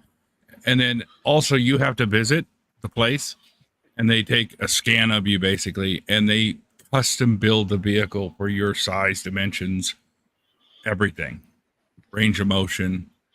Like the pedals on my McLaren would operate slightly differently than Eddie's. just because of the length of our foot. So everything is custom hand built. It's not like a Toyota, you know, where you just go buy a model and it's just built for the average person, you know, or like poor Eddie has to drive around that little cube thing he drives, you know. I mean, they're still a British car anyway. Just saying. This is what a McLaren F1's. I know what a McLaren F1 is. I'm looking at it now. It's British car. It is gorgeous. Mm-hmm. However, that car is gorgeous. They don't make him anymore. Daily driver, that's a dream. That's my dream car, though. As a daily driver, though, would I prefer a McLaren or a Hellcat? I'd probably say Hellcat. That's what I meant. Bugatti. I didn't mean Maybach when I was talking about a specific type of cars. I meant to say Bugatti. Yes. No, I'd still stick with the Aston Martin personally. Eddie, pull up a what is it? Charger Hellcat. You want the Hellcat version? Yes. Now you look don't at want the red eye. What is it? What is it? 700 horse. I can't remember what the Hellcat is exactly. Well, you want the Dodge Charger SRT Hellcat, right? Yeah. Or the Dodge Challenger SRT Hellcat. I prefer the Charger myself. The Challenger does have its advantages, though. Or the Scat Pack. Which one? Scat Pack's just more of a internal thing. It isn't going to look different. Expensive car. Yes. Now, here's 717 to 797 horsepower. Right. Expensive. So bring that image up of that thing, and we'll give a fun fact afterwards that it hits home for me. Now, the reason I love this car is because I've always liked Dodge muscle cars. Prefer the 70s versions or late 60s. But for modern cars, an American built, this one, you know, has a little bit of a Viagra effect for me. And the reason is because statistically, it is the most successful police evading vehicle in America. That car right there. Yes, it can outrun police helicopters. It's a beast. And why would you need Without to do traction that? control, it would tear you apart. And why would you need to do that? Right? Because America. If you're that, because Texas is 826 miles wide on I-10, right? So, like, what are you going to do? Spend, go 80 miles an hour the whole time and take, an entire 10-hour day to get across there? Or are you going to be like, I haven't seen anything but a cow for the last 100 miles. Go ahead and let's bump it up to 217. No. My question was, why do you need to outrun the police? Oh, I don't say I do. I just think it's a fun fact. That it like Memphis, Tennessee, there is a known black Hellcat that has been there for going on a decade that they have had a continuous APP out on because it just constantly shows up, does crazy stuff. They come up, they go to chase it, it disappears because it breaks the laws of physics and kind of seems to travel faster than light sometimes. The damn thing is crazy. Now, this car is gorgeous right here. This is the one I was talking about. I wasn't talking about the Maybach. I was talking about this one. This is a Bugatti Veyron. 16.4. I don't see the appeal. I really don't. Oh, yeah. That's a pretty car. Well, for your mindset, Hen, the car is a device to transfer you from one point to the other. For me, a vehicle is an extension of my capability. So when I had a semi, I had a 16-liter Caterpillar engine in a W9 because I didn't care what hill I was pulling and how heavy I was. I could still do 60 at the top of it where everybody else was at their hazards on doing 15. So, yeah, I only got 5 miles a gallon all the time. And I could get gallons to the mile if I was really pouring the coals on. But I could also do 130 miles an hour with an 80,000 pound vehicle across I-80 up in Wyoming. So, it's just wanting to be able to do that stuff. You don't have to do it. It's just, it shows your capability as a functional human being. Hey, Cal, what's crazy? In all actuality, if I could own any SUV, it would be a Toyota 4Runner. Not the Hilux? You wouldn't prefer the Hilux pickup truck? No, Toyota 4Runner. The Toyota 4Runner. Do you know why you can't get a Hilux in America at a reasonable price? No, I know. But I prefer the Why? Toyota 4Runner. I know why. I've seen it. Other countries. Yeah, sure. But it's actually Britain's fault. But because at the end of World War II, Britain wasn't buying enough American chickens. So we put extra taxes on, including some on utility vehicles.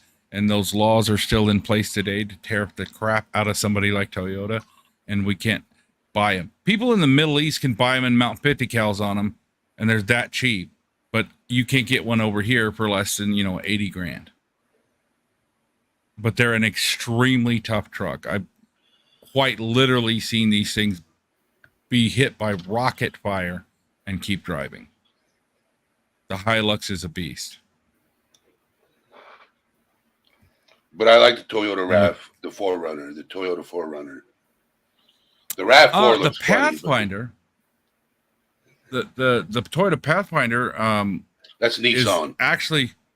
Is it Nissan? Pathfinder? Yeah, the Nissan Pathfinder. My bad. The Pathfinder though is one of the few trucks that have ever ran the Baja. What is it, Baja 500 or whatever it is down there, the off-road race down in Mexico. It's one of the few ones that have ever successfully completed it. 100% stock. Yep, I still want the 4Runner. I like the style of it. I go by function over form though. 4Runners, they're durable. I still see 4Runners from the 90s on the road today. Yep. Early 90s. My buddy Richard's got one. Yeah. Right. Someone said that if I had that car, I would. What was the words? If Hen had a Bugatti, she'd throw away her flashlight. You mean torch? Because, that's what we call them over here. No, I wouldn't, because this is actually my dream car. I'm going to share it with you, Eddie. That should be like a Mini Cooper. She's not lying. Oh my God. It's a Mini Cooper. Sorry. I guessed it. I was making fun of you. I'm sorry. But it's a classic Mini, not the modern ones, because they're too big. No. It's a cute car. I'd like that car because it'd be fun to drive with my head above the windshield. Yes, TJ, it is Nissan, not Nissan. You're correct, TJ. It's Nissan, not Nissan. Oh, yeah. Okay, so Pape, yeah, but you're getting into my vehicletism at this point. Like some of these YouTubers and people that go out there and they play with some of these things that are already great. I'm like, yeah, that's awesome. But like you basically just redid the Mona Lisa in high def. It still isn't what it was to begin with, So like the Mini right there. It is. It's a great car. It was for its time. It had great innovation, and the Mini was just extremely reliable. So, like you could a million miles, you'd be like, all right, maybe I'll give it an oil change. I mean, like you could just drive the wheels off the thing. It was great, but it doesn't represent somebody like me's capabilities because it's tiny and good on gas and, It's perfect basic. for me. Right. But you can't rip a house off the foundation with it. No, and I wouldn't want to. So, Well, I want to be capable. I mean, what if my neighbor's playing his music too loud? What are you going to do? Tickle his toes with a feather. This was my mum's car before she passed. Yeah. Oh, that's a cute car. But would you really be okay with somebody like me driving that thing? I've seen people taller than you drive minis. Right, but when I stop and get it, it's going to be like Eddie getting out of the cube he drives. It's going to be like, are clowns in town? So he had to take the back seats out. Yeah, drive from the back seat. That's called a Riley Elf. It's a mini river boot because minis don't have boots. Bro, why are you being so anti-British? I'm gonna have a word with your cat. LOL. I'm not anti-British. Right. Willow, he's being a typical American where they need to have. I'm not being anti-British. There's a difference. I'm not being anti-British. I'm being pro-American. There's a difference. Uh-huh. I don't have anything negative to say about your little great gas getting, tiny little cars. They're great for your tiny little streets. But over here, they get run over with every asshole with a dually, Like, Pave, no, women don't use fleshlights. Well, I mean, maybe lesbians. I don't know. I don't know how that works. No, they still would need something to poke into the fleshlight, though. You think I've always wondered this. Like, I won't get too graphic, so don't worry too much. I've always wondered this. How many? I guess I can't really give a number, but I know there's got to be people that do this. But how many people you think sit around? How common do you think it is? I guess I should say, to sit around and just buy the male and female versions of all those little toys, and just emulate things happening between latex devices, and enjoy watching that. Like, people like model trains, right? No. So I wouldn't know. That just sounds like a weird fetish to me. I don't think. Like there'd be. I imagine. Why is this fetish even being brought up? I'm just saying. Because someone mentioned. She brought up women with fleshlights. Someone mentioned fleshlights in the chat. Come on, Maeve. Why are we talking about fleshlights? What on green earth are we talking about? I am slow lost. Yesterday's conversation with yesterday's conversation. Mm-hmm. Well, okay, yes. So hey, hold on, Ro. Yeah, StreamYard started acting wonky yesterday when we started talking about that conversation. I do not want that to happen again tonight. I think that's more of a coincidence than causal. But no, I remember when I was a teenager one time, I thought, I really am bored because I was laid up for an injury, and I got bored. And in the house, I was like, I have a dehumidifier and a humidifier. Let's fight. And I brought them into the living room. I had them face each other, and I turned them on high, and I just watched the humidifier do its best to pump moisture into the air, and the dehumidifier draw it out. And I'm like, this is entertaining. So if that was entertaining for me, what other things out there are entertaining where people just get devices to fight? Yeah, no, that's just weird. You're just being weird. You're just being weird. Yeah. Right, I'm going to have to go because I've got a day to get on with. You got a date? Day to get on with. Don't wish that upon me. No bollocks to that. No date. We start talking about fleshlights, and she's going to go out and have a date. I think there's a correlation there. I'm umming and ahhing whether to go into one of my little side towns and watch some weird people dance. Oh, so you got a hot date to watch some people dance? Yeah, some people in clogs probably. Oh. Or with bells on them. What's his name? There is no name. Might Oh, even be some it's belly dancers. No, there's an event going on that I might go to. Maybe get some footage for my channel if I've charged the tablet up enough. You know the issue with going to events? Mm-hmm. I would really enjoy them if it wasn't for all the damn people. Well, that's the other thing. Plus, I have to get 2 buses to get there. Now, if you had a car. Yeah, me and cars and roundabouts don't mix, and I've got lots of roundabouts where I live. Anyway, so thank you for coming up, Hen. no problem. Take care. You too, and have fun on your date. Fuck off.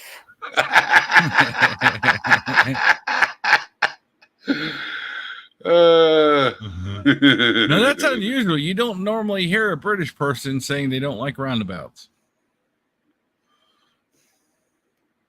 That's unusual. So,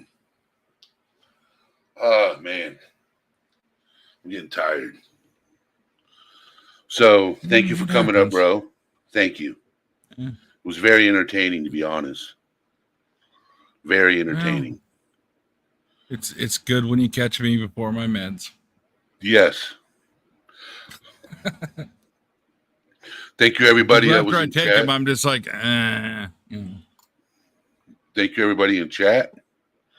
Yeah. I will hold on. Got somebody else coming up. Never mind. Oh. Backtrack. Willow. I'm in trouble. Hopefully she doesn't figure out how to unmute herself and she won't start yelling at me.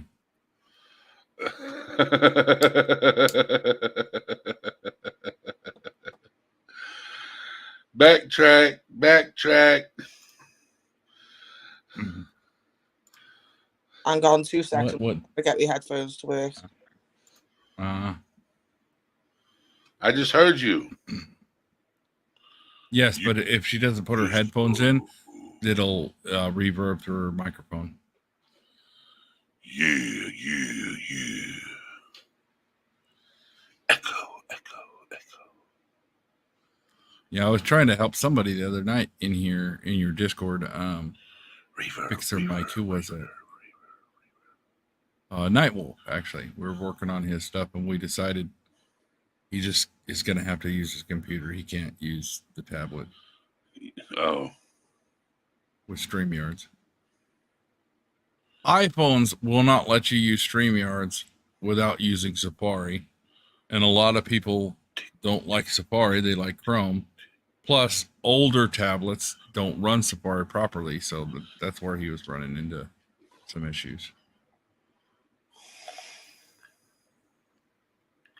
But, you know me, I'm kind of like weird about that. I'm like, basically, if you're going to do something where you're going to actually discuss something with somebody, yep, you probably better give up using a tablet or a mobile device. Just go with the computer. What's up, Willow? Well, I'm on my phone, so fuck you, though. Yeah. The wireless headphones don't work. The new earpods don't work with StreamYard. What's the problem there? Mm-hmm. Well, it's technical, boring, and complicated, but I'd be happy to help you out with it in Discord. It has to do with various settings within your phone. All right, okay. So if you could help me, that would be appreciated. Because I can get these wireless headphones in there, which is the actual on-ear, the Beats. But these new earpods, I can't get them to work. That was just technical. All right, so Discord, it will be after the live stream, right? Okay. All right. So that will be the plan. So, yeah, I'm always around, and I'm kind of an audiophile, and I tested out headsets for my channel back in the day, and I have a little bit of information as far as like what works well and what doesn't. No, culture. Willow and Hen, like Clark Kent and Superman. One leaves and the other shows up.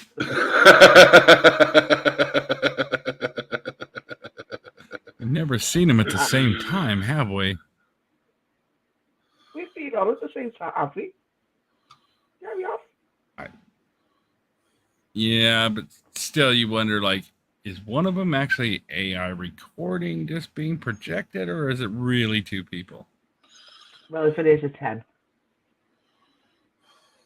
Well, here's the funny thing about that. I was telling somebody just the other day, the current model of AI that's available to most people, whether it's like you just get Grok from Twitch or something like that, most of them are capable.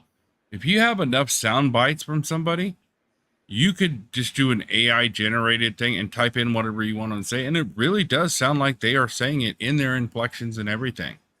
It is very hard for a human to determine. That's why, like, the idea of the deep fake, somebody saying, hey, I have an audio recording of this person saying these horrible things. It's actually not far from capable now. I mean, so true. So true. I mean, so I could actually just be my computer on a rampage. Maybe I'm not really this big of a dickhead.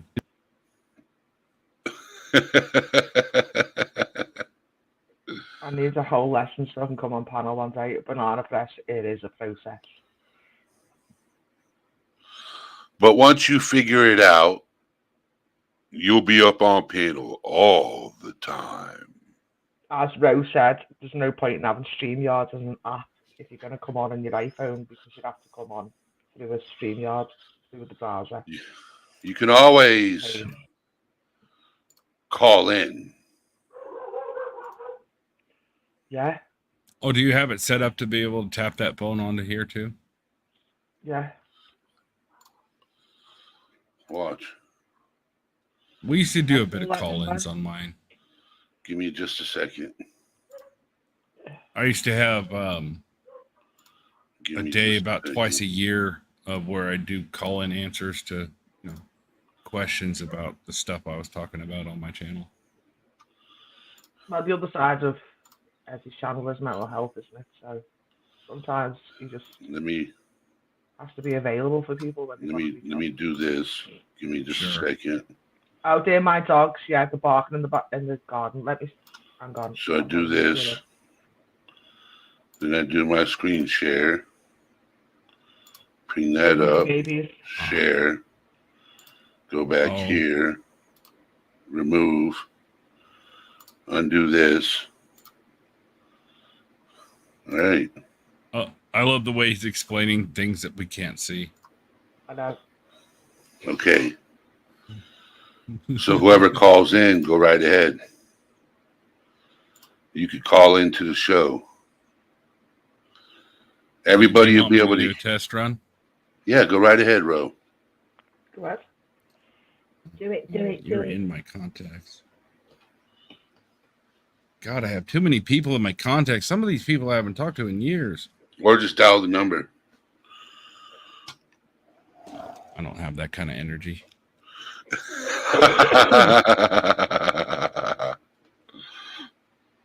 It's my dogs, by the way. They're out in the garden playing.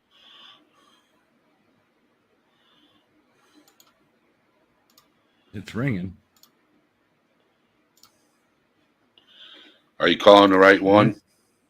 Went to voicemail. Oh, did I accidentally call your personal? Hold on. Probably. Give me just a second.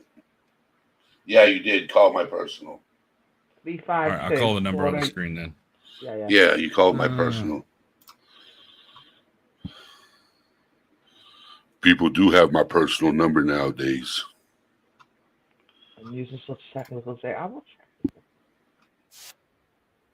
Oh, you mean Eddie?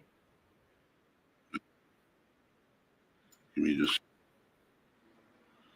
What I do, Banana, is I turn off the volume so I can't really hear myself. Hello.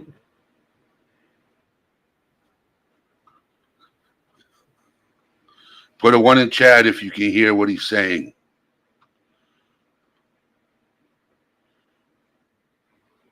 Not you.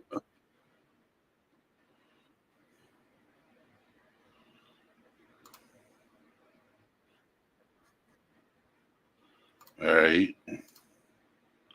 Give me just a, oh, I know what I got to do. Hold on. Give me just a second. Yeah, everything The microphone should be coming. You should. Okay, let me figure this out.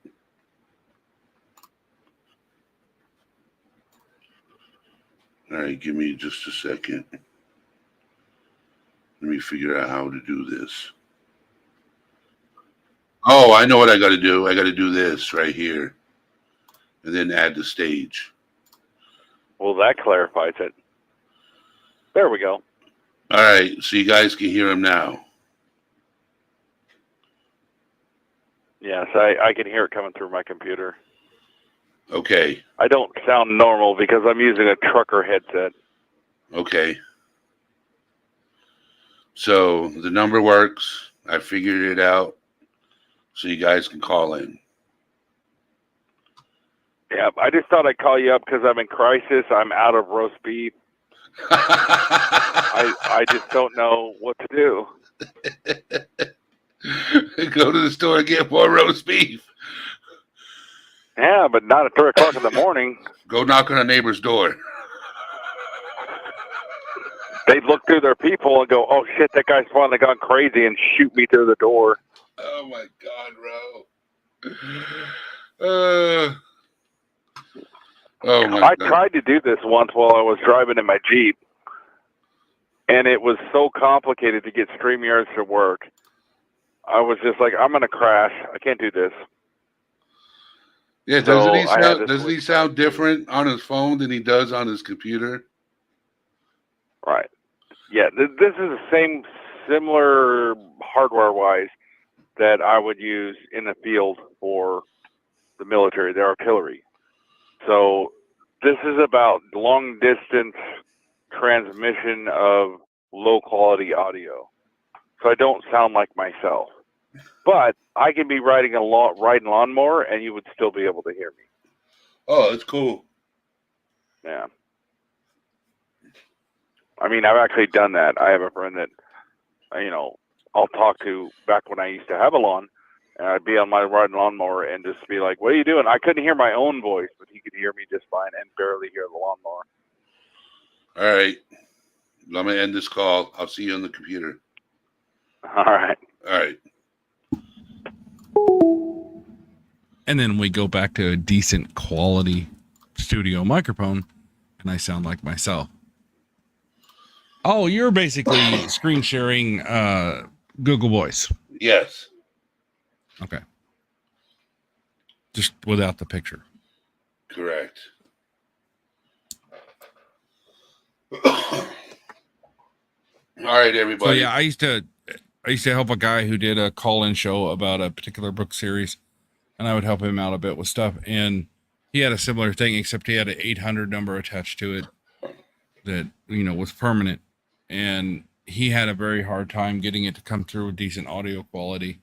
And we had to play with the settings and actually pipe it through a soundboard to get to where we could hear the average person on their digital cell phone. Because digital cell phone microphones are crap for long transmission at high quality. Yep. I know. We're getting this stuff people don't care about. They're like, go back to talking about your balls or whatever, Like, stop talking about technical stuff we don't care about. All right. I'm getting tired.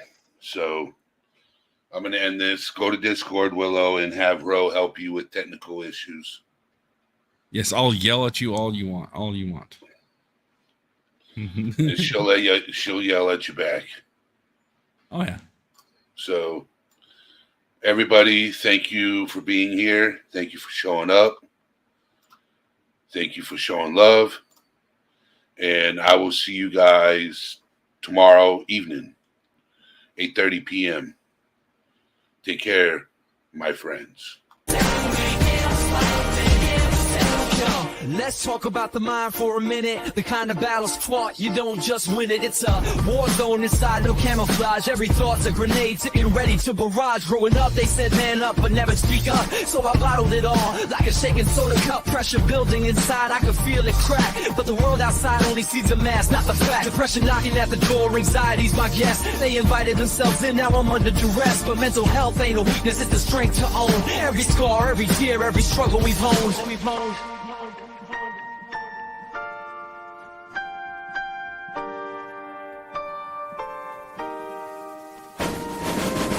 It's okay not to be okay. Don't let anyone take your light away. In the darkness, you'll find your voice. Speak your truth, make your choice. It's okay not to be okay. Don't let anyone take your light away. In the darkness, you'll find your voice. Speak your truth, make your choice.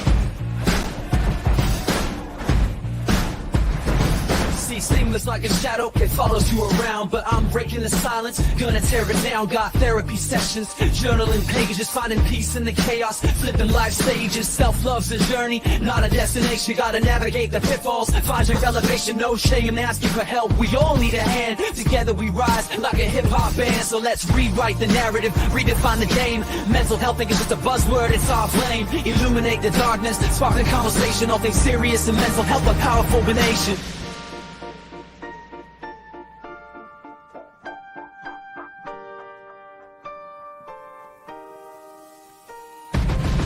It's okay not to be okay. Don't let anyone take your light away. In the darkness, you'll find your voice. Speak your truth, make your choice.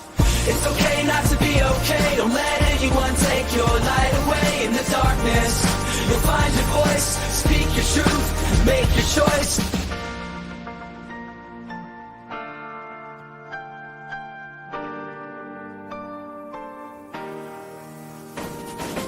All my warriors fighting in the shadows, no, you're not alone. We're a pack of arrows, piercing through the stigma, breaking chains. All things serious and mental health, rewriting our refrains. So let's keep spitting verses, sharing our stories. Hip-hop about mental health, reclaiming our glories. One beat, one rhyme, one soul at a time. Together we'll shine in this rhythm and rhyme.